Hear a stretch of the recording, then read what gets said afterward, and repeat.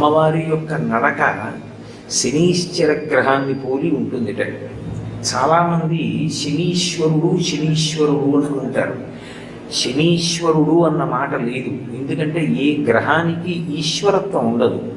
ఈశ్వరత్వము అన్న మాటకు అర్థం ఏమిటంటే ఇది ఇలా ఎందుకు చేశావో అని అడగడానికి ఆధారం ఉండదు. ఆయన అనుగ్రహించడా ఏమైనా చెయ్యగలడు.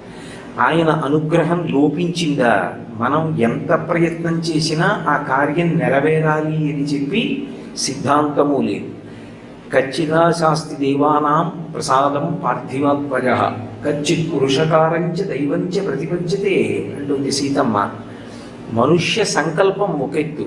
మనుష్య సంకల్పానికి పరమేశ్వరుడి అనుగ్రహం కూడా తోడైతేనే మనం అనుకున్న కార్యాలు సఫలీకృతమవుతాయి.